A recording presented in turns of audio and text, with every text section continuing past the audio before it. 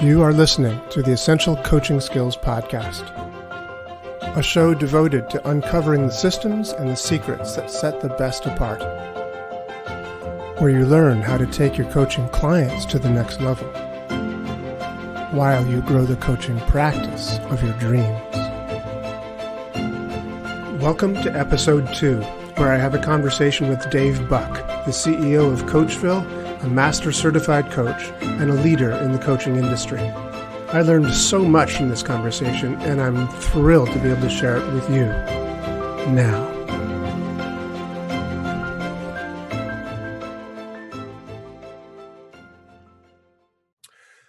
Good morning. Doug O'Brien here. I am really thrilled to be joined with my very first guest on the Essential Coaching Skills Podcast. Oh, yeah. Number one. Number one. There's only one number one. The shy and reticent. Can't get a word out of him. It's like pulling.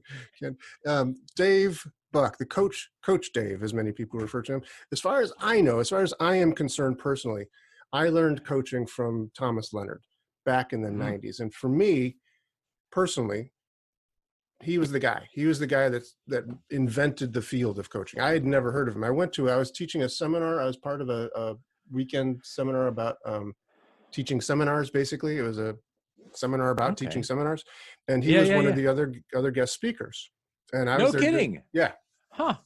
I haven't introduced you yet, Dave. Just shut up, would you? Okay. Pipe down. Pipe down. This is the introduction part. Oh yeah. Okay. Sorry. I'll wait. He's so shy. So reticent. It's a conversation. I'm jumping in. So yes, that is true, Dave. I was teaching a class. I at the time was a trainer for Tony Robbins, and I'd been asked to do this seminar on how to deliver a motivational seminar, which wasn't really my strong suit, but I knew the keys, so that was my thing. And Thomas was there talking about coaching. I had never heard of coaching. I don't think anybody had ever heard of coaching. To me, coaching was like what a little league baseball coach did. Sure. And I was like, well, that's kind of weird. But I was intrigued by his talk, and I was intrigued enough to say, well, I want to learn that. Mm-hmm. So I signed up for his coaching 1, 2, 3 thing, which was done on the phone. Everything was done on the phone. I never met the guy in person. And, so I learned coaching from him. I continued on and got certified. And then, tragically, he died. He died very young. He was written up in the Time magazine and stuff. He'd made quite an impact, written a book. He was an amazing guy who was just, he worked like, I think 23 hours a day, it seemed like, because he was always producing new stuff. Mm-hmm. I still use some of his materials, like the Clean Sweep program and stuff. Remarkable guy. But he died. He died like the age of 50 or something like that. 48. Correct me if I'm wrong. Yeah. Thank you, Dave. I was there. You were there when he died? I wasn't literally there. I talked to him that morning, and then he was dead. And then so that was a long sequence of events. But what year was that? Was it 2000? It was 2003 in February. So I met our guest today at Thomas Leonard's funeral. Right. Yeah. And that's where we first met. And I was really impressed with this guy that's talking to us today, Dave Buck. He did a very memorable eulogy. I couldn't have done it myself. I'm not a good. It should be, but I've never actually been put to the test. But it's hard to control your state. And you got up there. Not only did you deliver a really moving eulogy, but you sang. And I don't know that you are necessarily a singer, but you sang "Case of You" by Joni Mitchell. "Case of You" by Joni Mitchell. Yeah. Remember that? You remember that? Yeah. Yeah. It was so moving. And so I thought to myself, "Holy fuck! I need to know this guy." Wow, that's sweet. Thank you. Yeah. So that's kind of the history for me of where I wanted him to be our first guest. Because to me, Thomas Leonard started the field of coaching. And I think in many ways, our first guest, Dave Buck, has inherited that mantle. Now, I will also say that post Thomas's death, a lot of people got into the coaching world, and probably before his death as well. But, there are a lot of different aspects, a lot of people doing coaching in a lot of different ways. Yes. So that's fine. Yeah. And still for me, this is the guy.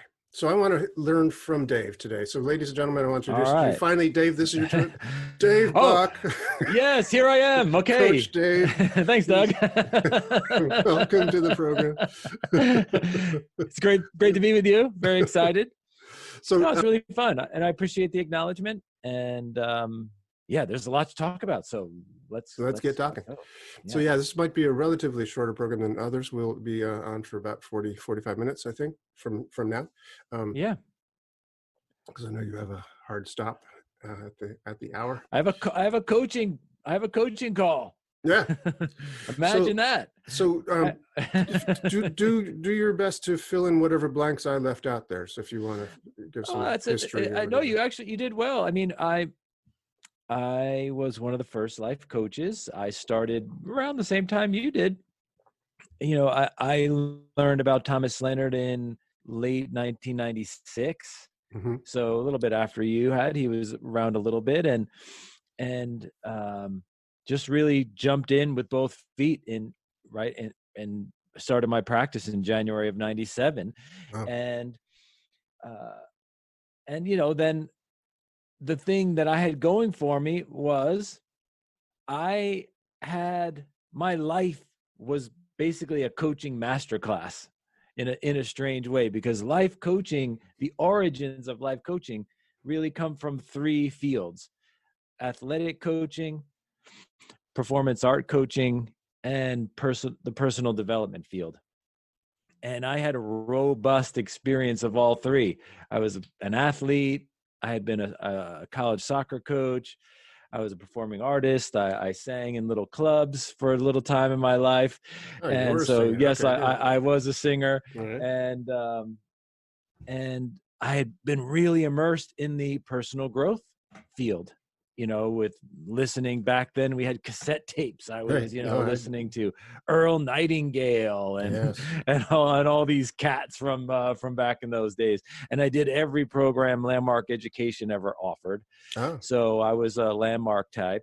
Let me just stop you there. If you don't mind, can I just stop you there? Tell me, sure. I think I knew that. I think I knew that Thomas was as well. Was he not Landmark? Well, Thomas didn't actually do the Landmark programs. Thomas was Werner's accountant. Oh, okay. So got it. Wow, really? And he was in the office. He worked in the office. Wow. Of Werner Erhard and Associates. Wow. You know, when Werner was there and Brian Regnier was there and Jim Selman was there, all these guys that started the original thing, he was there as the bookkeeper accountant. Right. Just kind of absorbing it all. Wow. And so it was the Werner Erhard and Company that actually began the notion of coaching in the personal growth space, but not as a profession. It was just a thing you could do, and they had it woven into their programs. Mm-hmm. But Thomas was there as the fly on the wall and started thinking, oh, this could be a profession. Life coaching thing. So that's how it became a profession. Thomas left there and through it was not an exact thing like the next day, but over the course of about a year, he started creating life coaching profession concepts in schools and things of that nature. So anyway, so for me personally, I had come from all three of those. I had had athletic coaches my whole life, performing arts coaches. My mom was a performance art coach. Her studio was underneath my bedroom. So I've just been immersed in all of these foundational elements that make coaching. And so for me, and it was natural, like, oh yeah, I get this coaching thing. Mm-hmm. And as you know, the other piece of the puzzle, which is always the most challenging piece on the professional side, which is the business side. I've been in business for myself since I was 5 or 12, depending on when you start counting, right? Was it the newspapers, or was it cutting lawns, or when do you start my business life? So for me, the business side was pretty easy also. Mm-hmm. So what happened was I got into it and I took off like a rocket. I just started signing up people, getting paying clients. And before long, I had more paying clients than any other life coach in the world, because it just clicked for me. Right. Right. So because of that, that's how I got onto Thomas Leonard's radar, and we became friends, because I was not just in the classes, I was actually doing it. Actually doing it. Right. Yeah, that was the rare thing. I was actually doing it. And so it was all kinds of interesting stories as to how Thomas and I became really good friends. And then I became basically his right hand man when he started Coachville in the year 2000. And that was it. That's very cool. Very cool. So Coachville, yeah, awesome organization. So that lasted for 3 years, and then he died. Yes. And two then, 2 years. We started in 2000, and in February in 2003, he died, and he left it to me in his will. Wow. Cool. So he had a will. So it wasn't. He had a will, but it was clunky. It was a do-it-yourself software program that he made the will on. So it was. Did he do that just because there's a check mark on the clean sweep program to have a will done? I mean, that's a whole other story.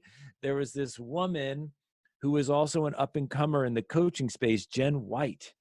And she had written a book. She was in her early 30s. She was in the first wave of professional coaches. I was the youngest.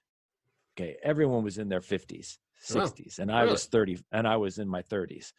So I was the youngest. Then there was this woman, Jen White, who's even a few years younger than I was.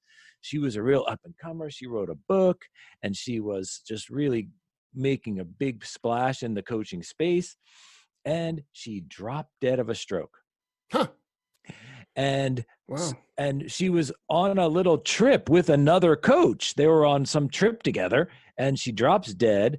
The other coach calls Thomas and says, "Thomas, you're not going to believe this. Jen White just died." And it was crazy. And Thomas was sitting there on the phone going, "Oh, that's weird. You can just die like that? Huh. What would happen to Coachville if I just died? I better make a will and get, and he basically said, "Oh, Dave Buck will handle it." And then the next day I have a FedEx envelope with a will from Thomas that says I inherit his estate. But I thought, what are you sending me a will for? Dude, you're 40 something years old. Yeah. Wow. So it seemed really weird, but then, it all. So that should be a lesson to us. Never make out a will, because then you'll die. I think that's probably the lesson. It's an inevitable thing. So you just don't do that. Yeah. Don't do that. That's the lesson, folks, to be learned. Yeah. Do not make a will. Do not make a will. No, but it was a strange time.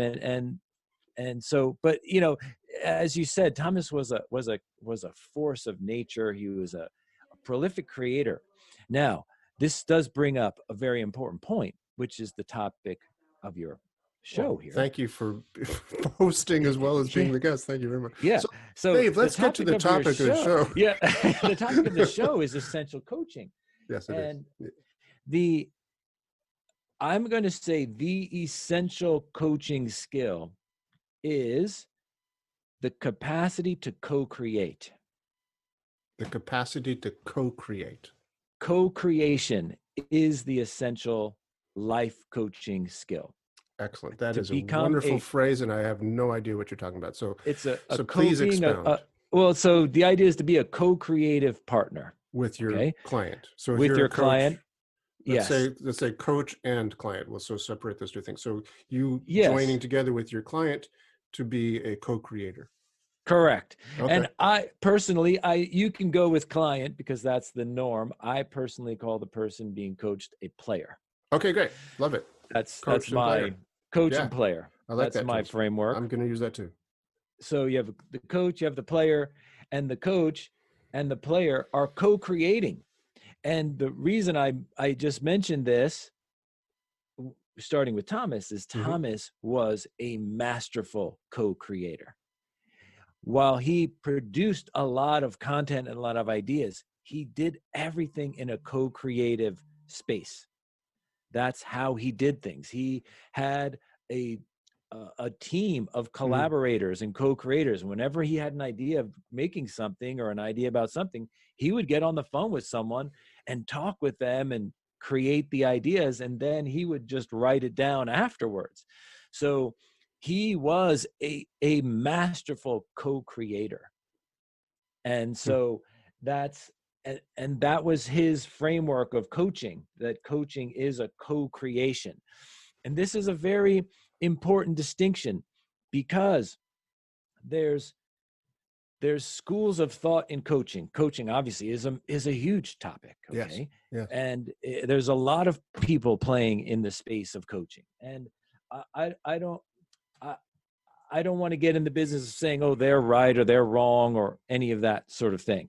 But I will say this: there's a lot of people in the field of coaching that have this notion that the coach is like in the background just asking questions, and the player, or they would call them a client, has to figure out their own answers. Okay?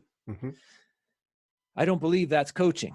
That's a thing, but I wouldn't call that coaching, because that's not co-creating. It's like they have to do it, and I'm just sort of supporting them in doing it. Okay? Then you have another lot of folks in the field of coaching that say the coach has to figure it all out and tell the player what they need to do.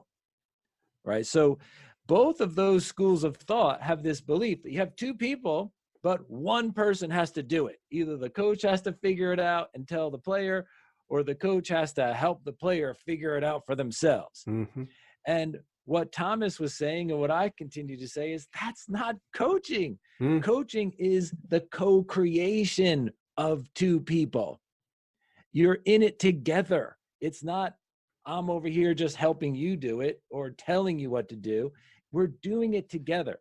And so co-creating, I would even like to use the phrase play together, right? We're playing together. If you think about a basketball coach doesn't sit only on the sideline. During the game they do, but during practice, they're on the court. Like, oh, let me demonstrate how you do this, or let me show me how you do that. And it's a playing together kind of phenomenon.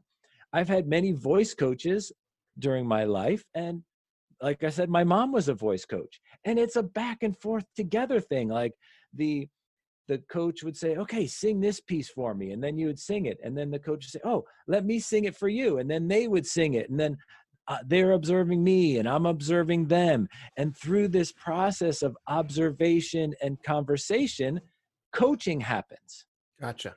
No, I think that's really, really great point. And I remember Thomas saying when I was learning from him, that one of the differences he said between coaching and consulting is that if you're a consultant, then you're expected to know the answers, and that you tell the client what to do. And okay, I've been observing you working, and this is where I see there's some problems, and this is what you should do. This is the program I'm going to put you on to make this happen. And, and that's what a consultant does.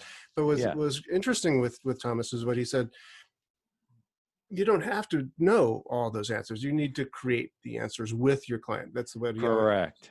And he said, as an example, I had a coach call this morning with a client of mine who is a player of mine. That's nice. There you go. I like that terminology. But up until today, he's been a client of mine. Now he's a player. Now he's a player. I like that term. But he is a contractor, in Florida, and he makes these massive buildings, and I know nothing about that field. Sure. I was a musician before I became an NLP person, a hypnosis person. I'm not a builder. I don't know. I don't really know much about the corporate world per se, and yet many of my clients are in the corporate world.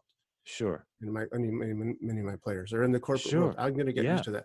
And I don't know anything about their business, but I do know how to ask really good questions. And I do, I think, without having, perhaps had that same terminology that you developed with Coachville, because after I got trained, I kind of just had it in the background. I was doing a lot of NLP, a lot of hypnosis stuff. So my coaching was not, I didn't dive in with both feet as you did.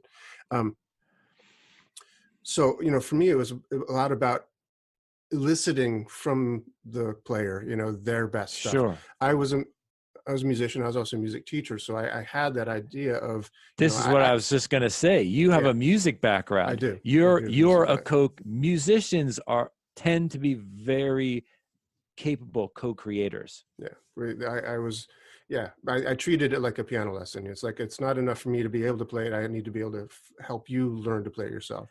But it was a, And you do need to be able to play a little, oh right? yeah, yeah, That's the that's whole true thing, too. right? Yeah, You but have that's to not be the able to point. play Is a I little. can, but I don't. That's not the point. Well, but Yeah. but you that's the thing of the observation conversation. Mm-hmm. This is how coaching happens. You're observing them and you have the capacity to see because you've also done it. But then also they're observing you. Right. And because that's one of the main ways we learn how to do new things is by observing someone else do it. That's a human thing. So coaching plays upon that fundamental human thing of learning by observing and demonstrating in this back and forth phenomenon. So I would say for you, you may not know about corporate construction or corporate life, et cetera, but you know how to co-create. Yeah, and I know about people, and I know about relationships, and yeah, and so Correct. I agree with you. I think that is exactly what I was doing with my client this morning.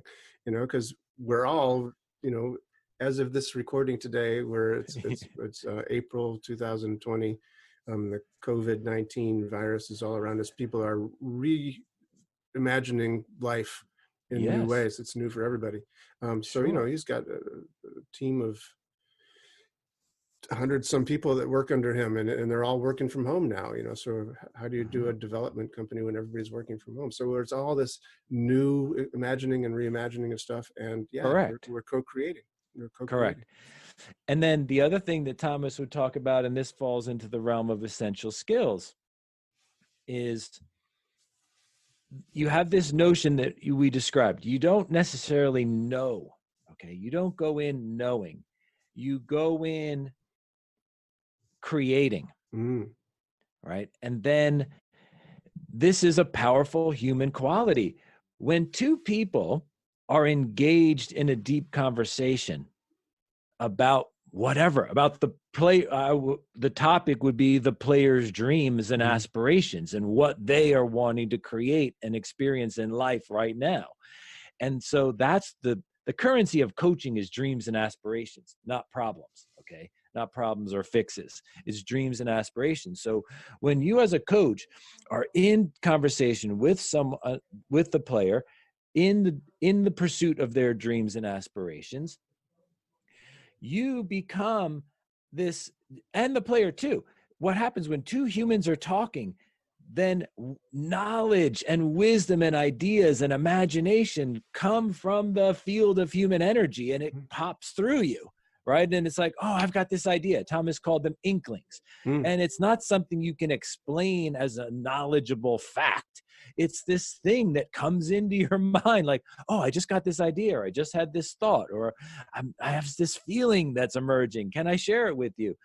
Coaching is very permission based. Can I share this thing that's coming to me? And they say, sure. And then you say this thing and it sparks their imagination, or it's, oh yeah, that's what I need to do. Or no, that's not it, but it's this. And then you get this co-creative energy happening between the player, the coach, and whatever you want to call it, the universe, the supermind, the field, call it whatever you like. But there's this field of human energy or energy that you tap into, and that's coaching. That's the co-creative space. You don't have to know, you have to be open to receiving and flowing and trusting what you receive, and that's where the magic happens. Oh, that's really, really beautiful. So if you could say, yes, that is the essential skill, what are the essential skills that go into having that essential skill? I mean, is it? Yeah, right. how, Yeah, well, how do you do that? How do you how do you do create that? that space? Yeah, it's a good question. What are So you focusing on? What's the most important thing to you when you're in a creative space like that? I think the way we describe it in our school is we talk about this plan, play, grow. Okay, plan, play, grow. So you start off with a little bit of a plan for in the conversation with the player based on their dream and their current growth opportunity. Okay, so what is happening in your world right now that's requiring you to grow? And then that's your plan, what you plan to talk about. Mm-hmm. That planning process of talking that through and the coach being aligned with the player's dreams and aspirations, that builds trust. Okay. Okay. And presence, because trust is based on a shared dream, a shared purpose. It's like, okay, this is what you really want to create and experience in your life. I am for you having that. There's nothing about that that is counter to my beliefs or my sense of sensibility. So I can full-heartedly play with you in this, toward this dream. And then, so when that creates this trust and this presence, this judgment-free presence. So if you want to look at the foundation, it's trust of this. You have a shared dream. You begin to trust each other that you both care about this dream together. And then you have judgment-free presence. Like, I'm not judging you for how you are or how you're not. I'm with you. I'm embracing how you are and who you are. And so you are safe with me. Great. Okay. You're safe with me. So that is the foundation. Then the next level is called play together. Okay. So this goes to, if you're a basketball coach, you jump on the court and say, oh, you can try a hook shot this way. And let me see you do it. And here's how I would do it. And you're watching each other. So there's a playing together in conversation. That can happen in several different ways. And we have a few techniques we talk about, but I feel like the most important technique as far as this is concerned is role playing. Because life occurs in conversations. That's how life happens between us humans, is in conversations. So you practice the conversation. So just the other day, I had a player. We were playing with a conversation that he needed and wanted to have with his wife. So I played the role of wife. He played the role of himself. We played the conversation out to really sense what his energy was like, how he was feeling, what was coming into his mind. We played with it a few different ways so that he could really be who he wanted to be and not his reactive version of himself in that situation. And through practicing and playing, he established a knowing of who he is and who he aims to be in the relationship.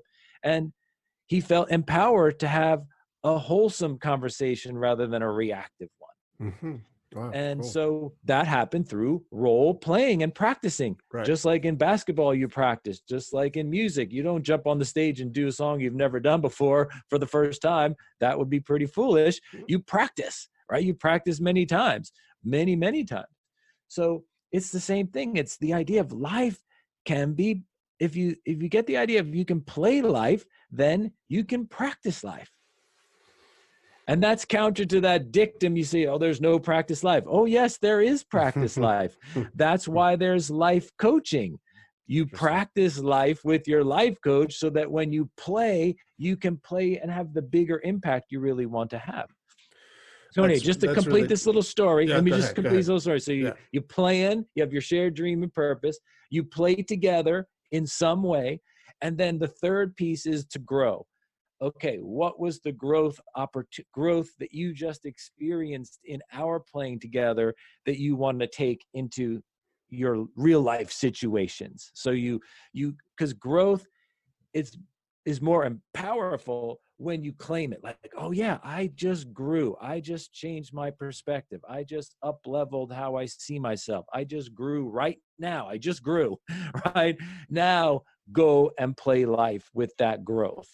So, plan, play, grow. That's the basic structure of a great coaching relationship. I love it. I love it. I love it. So during that grow part, you're sort of looking back at what you did in the playing Correct. part, and you're unpacking it a bit and discussing yes. it.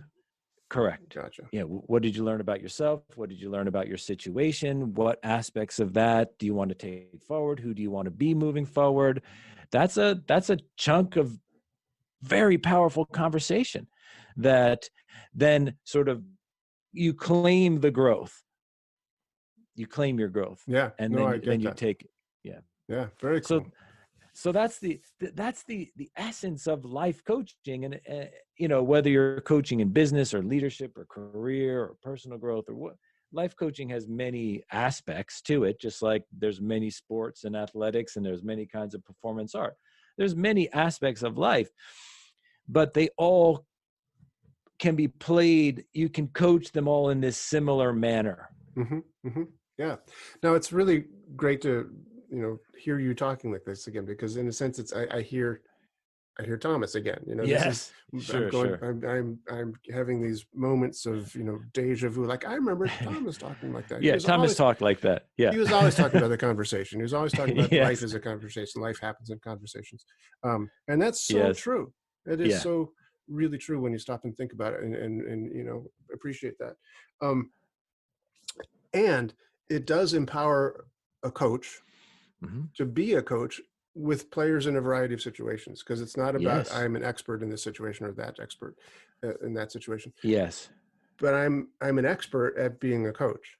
So I'm an Yeah, expert sure, at sure, sure. entering into this realm with you to have a conversation about that, so that we can Sure. be this co-creator. That's just a great framework. One thing that does tend to happen in the life coaching space is you tend to coach people whose dreams you really resonate with. Mm. And how does resonance happen? It's a bit mysterious, but usually it's because you have a life experience that connects to it some way. So, for example, I tend to coach people whose dreams align around growing a small business and a small business team. Because that's my life, right? Yeah, makes sense. I was a solopreneur. Now I'm a small business team, and we're out to change the world. This, just a small group of us, but we're going to change the world together. So people that have that kind of a dream are the ones I tend to coach. I have coached people in larger corporate scenarios, but that's not my life. So I don't resonate with it as cleanly or as closely. So I tend to attract people that are more in the realm of my own life. Just like I probably could coach someone in baseball because because of my coaching skills and helping someone get better. I could help just about anyone get better at just about anything. I could, but I probably would coach people more in soccer because I've played soccer almost every day since I was 12. Yeah, sure. Right. No, So I get that. Yeah, that'd be more of my life. It's a good analogy. I get that completely. I could probably coach just about anybody on any instrument. If they wanted to learn the violin or whatever, I could make them better. If they don't know, if they know nothing, I could get them to a place of some degree of proficiency. But if they want to get to an expert level, then they would need a different coach besides me. Yes, that's right. Yeah. Exactly. That's exactly right. That's exactly right. Yeah. So that's the idea of, shared dreams and alignment of dreams. This, like I said, it's very important for coaches to understand that our currency is dreams and aspirations. There are other fields that are the problem solvers and the fixers, but that's not coaching. You don't go to a basketball coach because you have a basketball problem. Right. So you may have some therapy is what you're saying. Coaching is not. Yeah, it's not therapy and it's not consulting. Consulting is very problem oriented. You've got a problem. We're going to come in here and tell you how to fix it. I like that distinction very much. And I want to interrupt. Go ahead. Yeah. I apologize. Sure. No. I think that a lot of people call what they do coaching.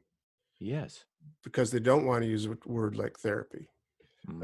So, as an example, when I was learning NLP back in the 80s and from Tony Robbins and other people, Robert Dilts, Richard Bandler, we did NLP therapies. It's like, hey, you want me to do a therapy with you? That's, we would do NLP therapies with each other. That's what we called them back then.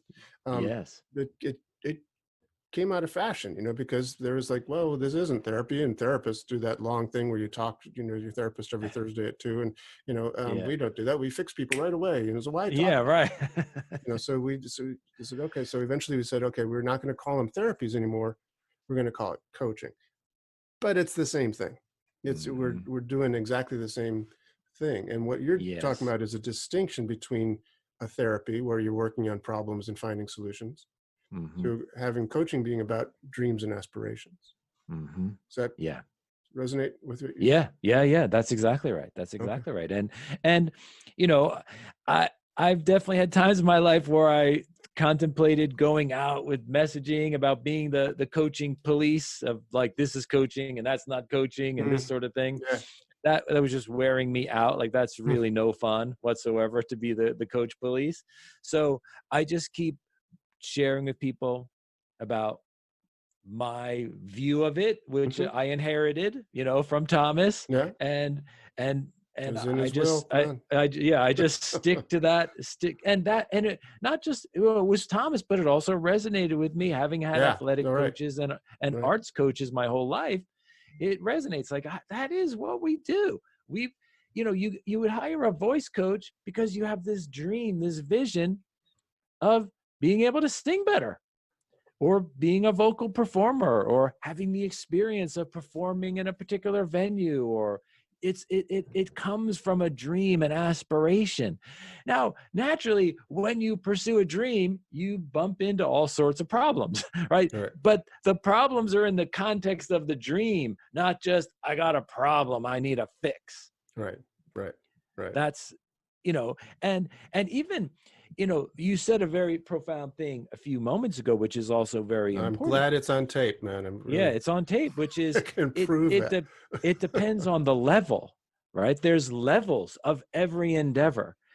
I could coach a little league baseball team, but I couldn't coach a college baseball team. Right. Right.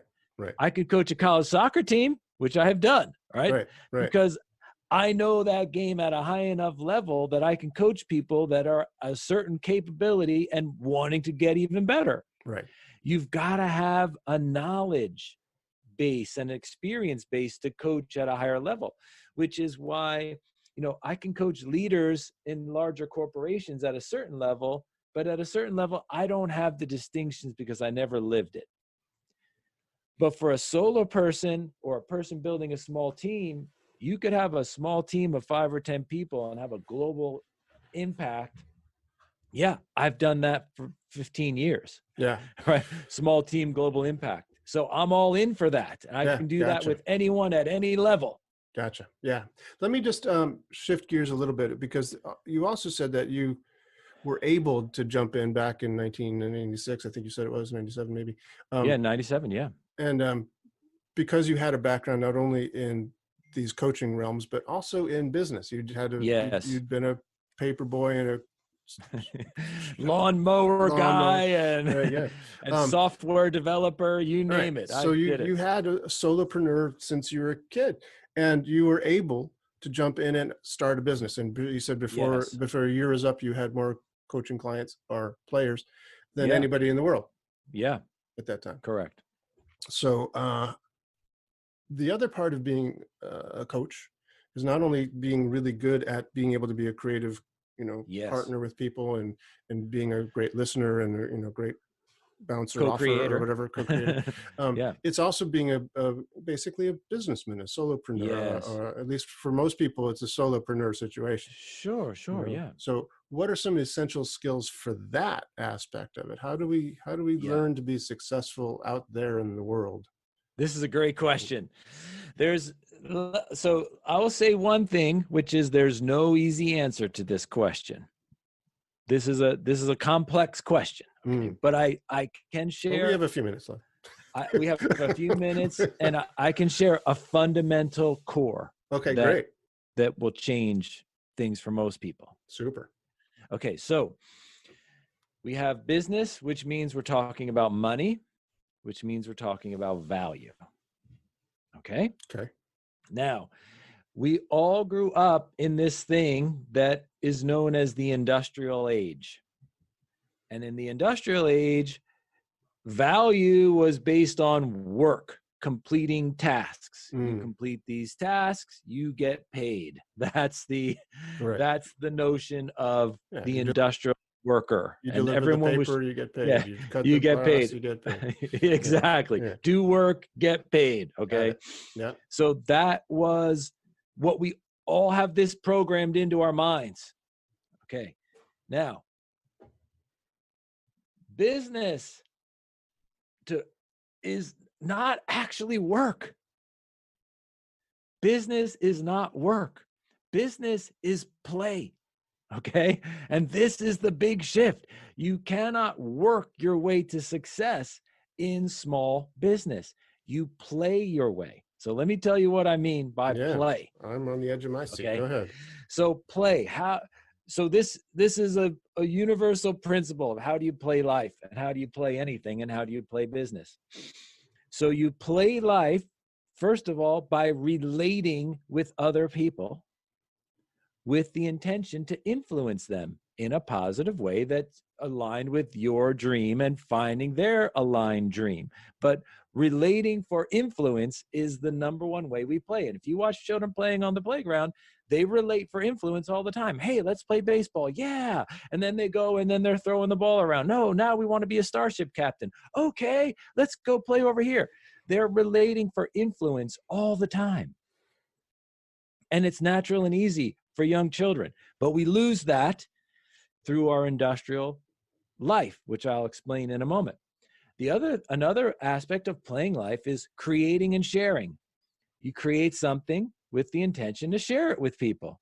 And that's how you play life. We're creators. Humans are creators, but we don't want to create for ourselves. We want to create and share something because we want people to like it, right? We want people to enjoy it or embrace it or something. So we create and share.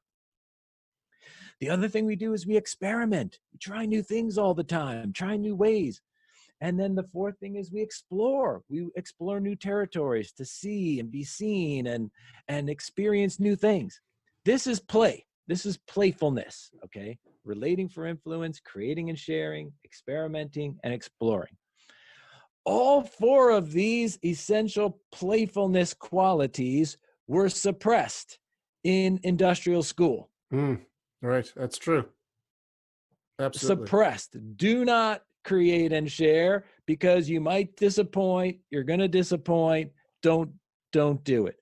Don't relate for influence. You might be rejected. Don't do it. Okay. Don't experiment. You might make a mistake. Mistakes are bad. Don't make mistakes. Don't experiment. Explore. Do not explore. You will get in trouble. Right. And you don't want to get in trouble. Well, so don't explore. Yep. Just sit there. So shut up. just sit there, shut up, Do your do work. your tasks. Get the right answers. Get the right answers. Hand it in on time. Exactly. So our human playfulness, which is the essential qualities of business success, were suppressed in industrial schools and industrial jobs. So the thing you have to recognize to be successful in business is you're going to be grappling with your industrial mindset all the time. And so I make a big point about this to don't make it the enemy, just make it's part of you, and you're going to rise above it. You're going to up level from that industrial mindset to a more co-creative, playful mindset. Embrace what's in you and build and expand beyond it. So, but anyway, the point is, if you think about business, well, you got to meet people and you got to get them to say yes to stuff you want to do with them. That's relating for influence. You've got to be able to walk up to someone and say, hey, what are you up to? Oh, I love that. I think I could help you with that. Can I offer you an exploratory conversation? What is that? That's relating for influence. But if you are still in your industrial fear of like, no, don't take a chance on rejection, you're going to struggle in business, right? What do we need to do? We need to write articles, videos, audios, all this creative stuff that we want to share. But if you are trying to create something to share and it grinds your gears because you're caught up in, oh my God, what if I disappoint someone? What if they don't like it? What if someone gets mad at me? Which you will, because that's the industrial mind keeping you from creating. Then you're going to struggle in business. Business is constant experimentation. There's no right way of doing anything. You've got to try new things every day. But if every little thing you need to try grinds your gears, you're going to struggle. So the most important thing for success in business is to actively restore your playfulness. Great. That's the most important thing you can do. That is such hard piece of advice because people are going to think, yeah, that's nice, Dave, but I've got bills to pay. Yeah. This is not I about play. Yeah, This is I serious understand, business. but exactly. Well, you can keep grinding your gears, or you can let it. You can recognize that, wow, I'm really struggling to be successful grinding my gears over here. I need to be more playful. Now, the thing I just want to say about this is, you're a human being. You are born to play.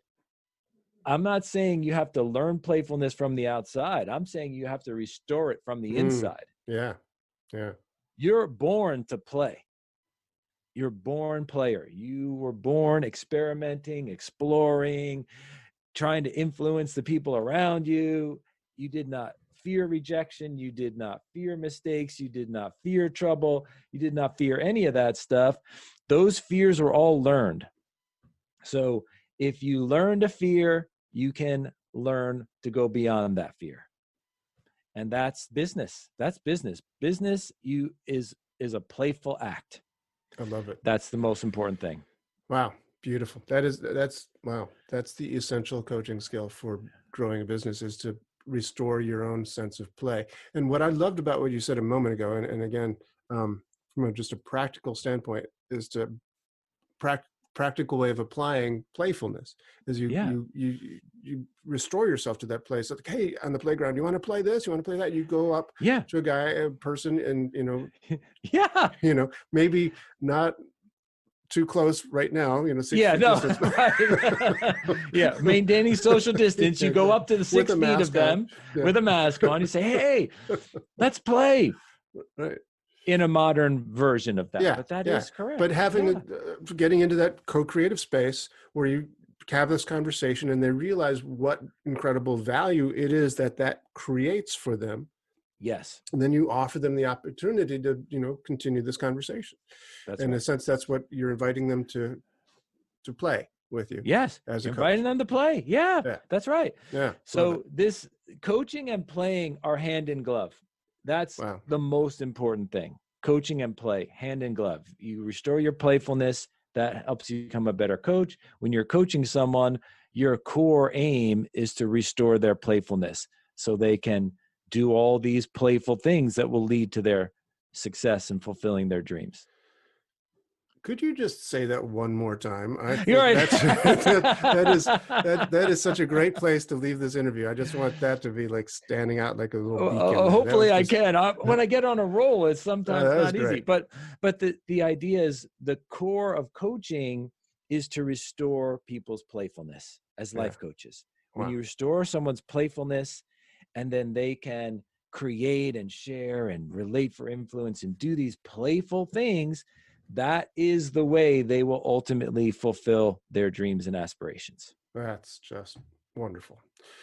Gosh, this has fulfilled my dream and aspiration of having you as my first co-coach on this. Co-creator on your podcast. It was a pleasure to be a part of it, Doug. I'm excited for you and what you're doing, and I wish you great success with it. It's awesome. Thank you very much. And for the people listening at home, what is the name of your organization? How do people find? It's Coachville, COACHVILLE, Coachville.com. Beautiful. And you're Coach Dave. Coach Dave at Coachville, right here. All right, man. Thank you so much. Thank you, Doug. It's really my pleasure. It's a pleasure talking with you. You're a champ. Awesome. Thank you. All right. Talk to you later. Right. Bye-bye. Well, that's our show for today. Thank you so much for joining me. If you want any more information about today's show, please visit our website at www.essentialcoachingskills.com. Be sure to tune in again next week for our next episode and discover even more about the systems and the secrets that set the best apart.